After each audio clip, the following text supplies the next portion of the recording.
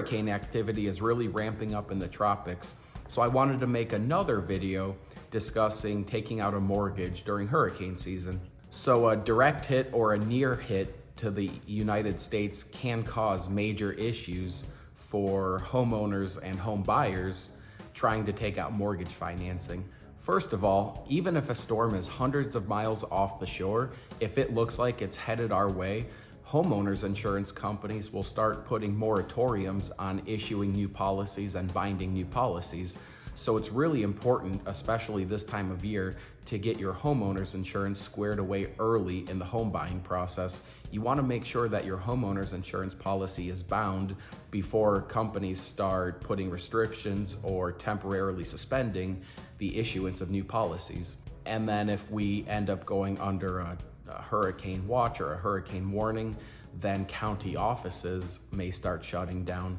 Places like the county recorder's office, who records deeds and mortgages, could shut down. So if you close a loan with your real estate attorney, that's not going to do you any good if they can't record the documents. You're not going to officially become the owner of this home until the county offices can reopen and process that paperwork. And then if there's a direct hit, kind of like we had here in Wilmington back in 2018 with Hurricane Florence, you may very well be declared a disaster area by the federal government.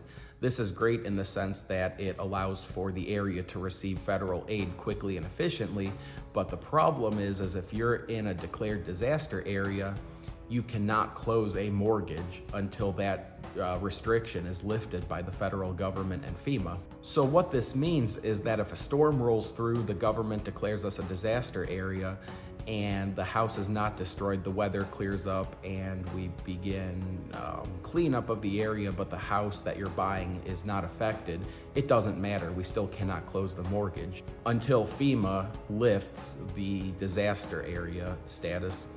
The other thing to be aware of when you're in a disaster area is when FEMA does lift the designation, that we're required to order a whole new appraisal just to make sure that the house is still standing and hasn't been damaged by the storm. Now, this new appraisal is called a disaster area inspection report.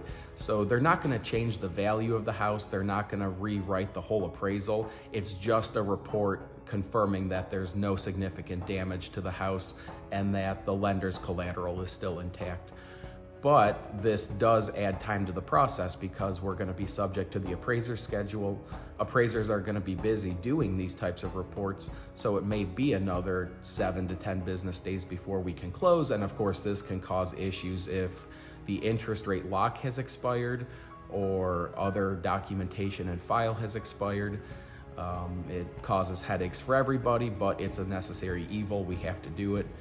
We don't want to have to do it. We as loan officers want to close your loan as quickly as possible, but our investors, along with Fannie Mae, Freddie Mac, FHA, VA, all them do want to make sure that the house is still intact, so it's something that we have to do. So if it's possible, especially this time of year, if you can close early, I would highly encourage you to do so. And as always, this is why it's so critical to work with a mortgage lender who's not only experienced in dealing with hurricane situations, but can work with speed and quickness to get your file to closing quicker if the need arises.